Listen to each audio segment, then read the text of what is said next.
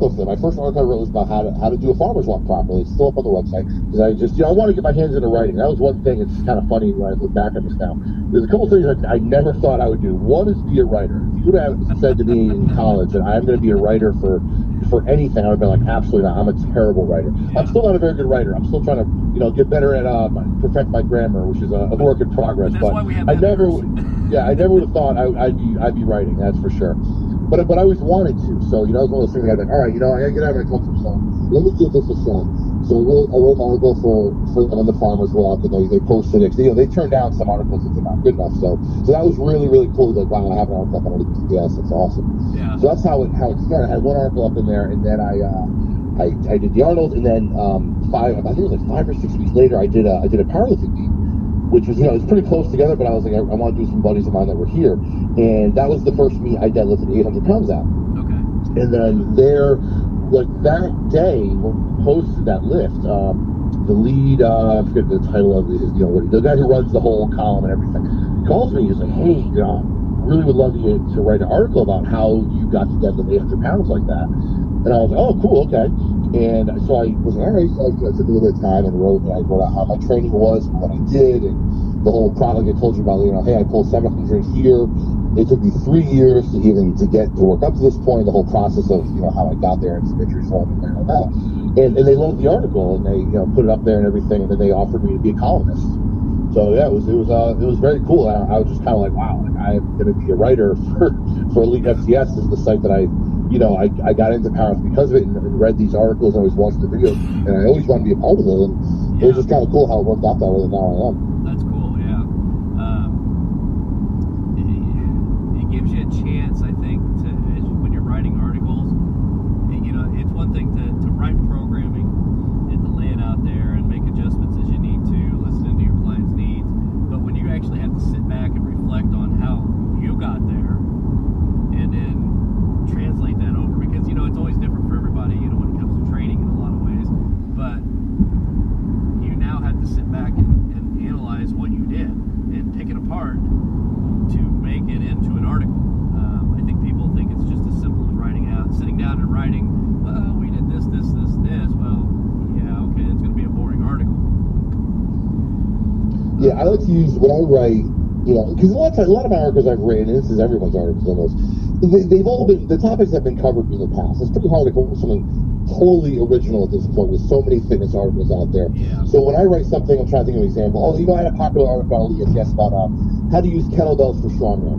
Now that's been done before. I mean, a lot of these things have been done, before. But I use my perspective, how I learned how to use kettlebells years ago, and then how I felt it helped me in my competitions. So that's what I wrote about. So I was able to put a lot of personal experience into these things. So that's how a lot of my articles go, is, how I felt about these things, or how it worked for me.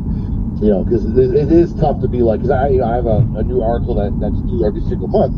And, pretty rarely is it something that I'm just going to be like, I just write down and it comes to me no problem. I really got to put a lot of thought into it. And a lot of times it's pretty tough to be like, okay, what do I write about now? I try to bring a pad with me everywhere I go and just be like, when ideas pop in my head, sometimes things like that happen to you randomly. Yeah. You think about it, like, oh, I write that down. Because I'm somebody, if it pops in my head, I'm like, oh, it's a good idea. I got to remember that. I'm not going to remember that. I'll remember having some kind of an idea that was good, but I don't remember what it was. Well, so I'm like, I got to jot these things down. And even though you feel like you're writing something, you're not writing anything that's groundbreaking or brand new to the world of strength or fitness.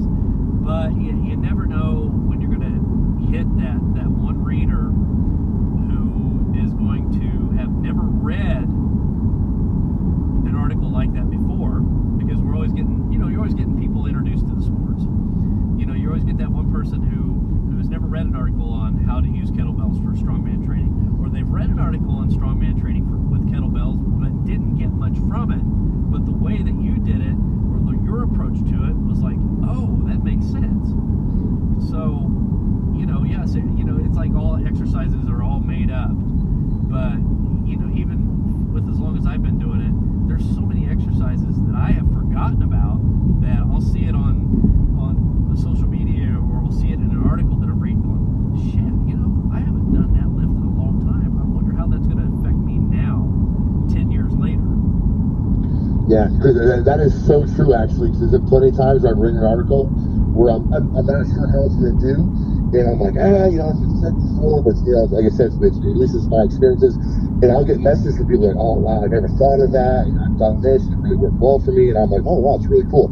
So you're exactly right that you reach somebody else that may not have seen that. Because I've been doing this a long time, and I obsess over this. I read everything I possibly can. Yeah. But you reach, like you just said, you reach a new person that didn't know those things, and it totally changes their perspective now. So it's kind of cool how that all changes and passes on like that. Well, and even for a coach, and that's why what you said earlier is always be reading other coaches' articles and always be learning from each other, because there have been many times that even not for my training, but if I'm stuck with a client that I don't know how to get past a sticking point, it's time to thumb through those old articles. It's time to thumb through something maybe brand new that's on the scene that maybe worded differently that's going to click as a coach to say, okay, you know what, I'm going to try this with Susie Q, and it may or may not work, but it's something else in your arsenal. I think as a coach that a lot of people tend to forget is that the information out there is all in what you take and how you use it,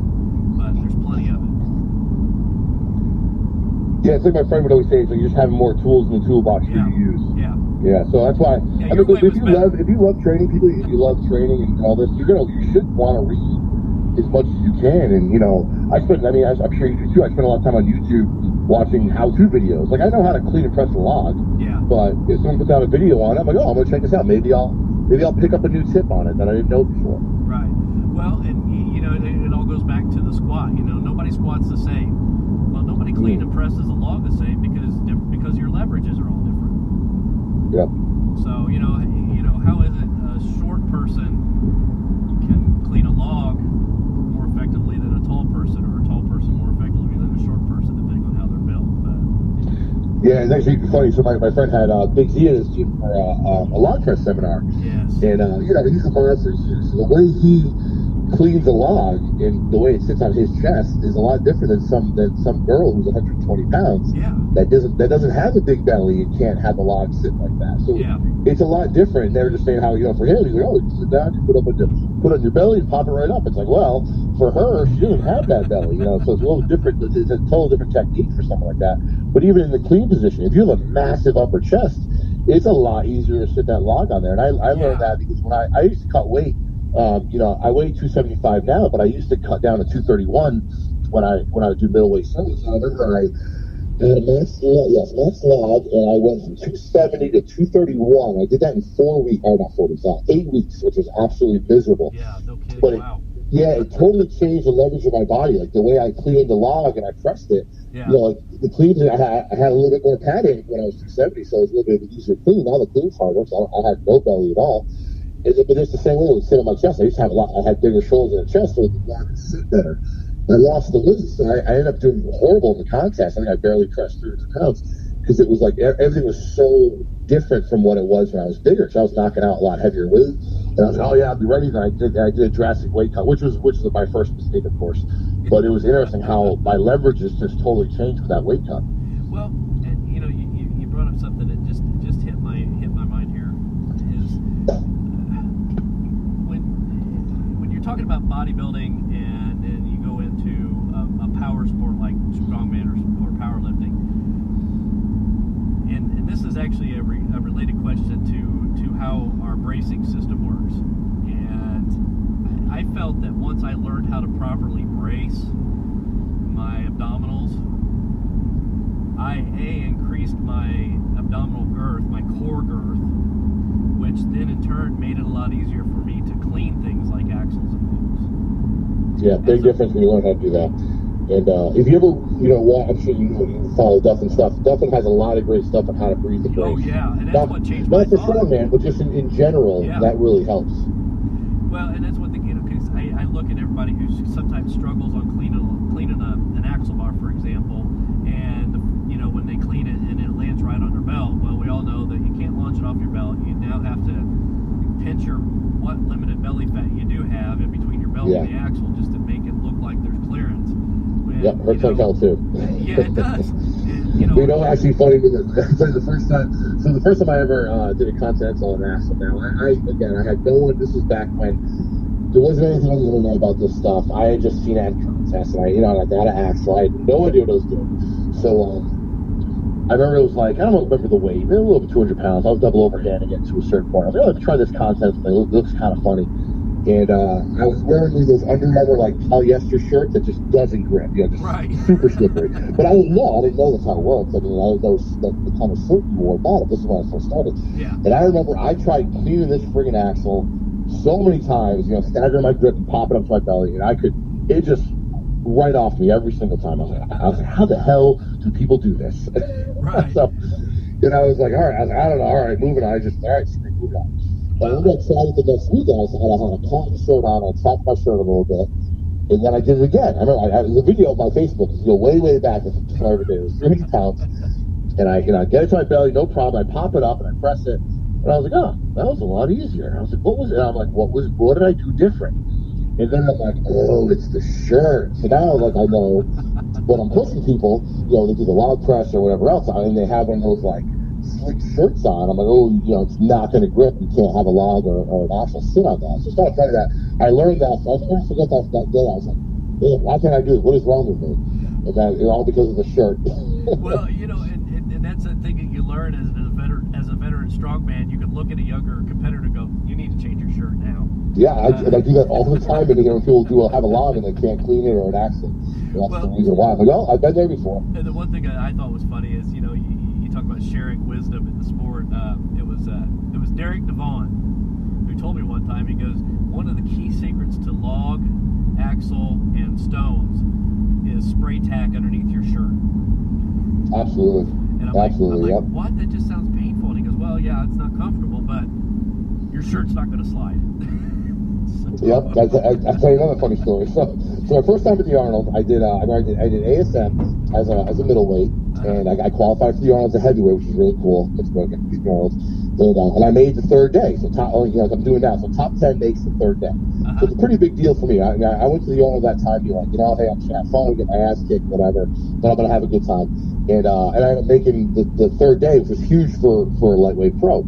So I was like, oh, this is cool. So now we have a max log. That's the first one on the last day, and it opens at 3:30. Now I think my best log that time was at 3:60. Okay. I'm like, geez, we're starting at 3:30. I'm like, all right. And the log we had to warm up with backstage was 300 pounds. So that's the warm up, 300 pounds. I'm like, okay. Nice. So, and I couldn't clean the log. It was a Slater log, the big 12-inch Slater log, and it's like, it's painted. It was very slick, and everyone backstage was these big guys, big bellies, and I'm freaking out. I'm like, I'm gonna go on the main stage in front of a couple thousand people, and I'm not gonna be able to clean this log. I look like an idiot. Yeah. And I'm freaking out. The guys were like, oh, change your belt, whatever. I'm like, nah, it's not my belt or whatever. And then they're like, was you putting spray tacky on? And I was like, spray tacky? I was like, guys, we're not allowed to wear spray tacky. They all start laughing at me. and I'm like, what? I thought we can't. They're like, get over here. And they sprayed me down with spray tacky all over me. Right.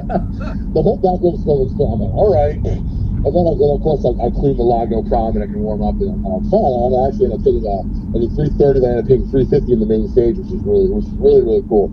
But I always laugh about that, being like, guys, we can't put spray tacky on. They're like, what? What are you talking about?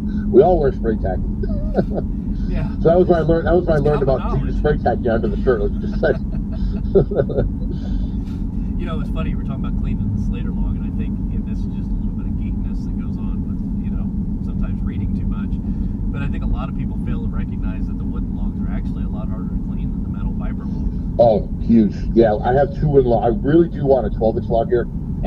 Slater doesn't make them too much anymore. I'm trying to get them to make me more, but I have a 10-inch log here, and it's very tough. Yeah. But also, the one we use in that main stage, I believe was about 10 feet long, maybe 12. I think that was huge. Yeah, there's a video of me doing it. If you go back on my Instagram, there's a video of me doing it. You see, I really struggle to clean it.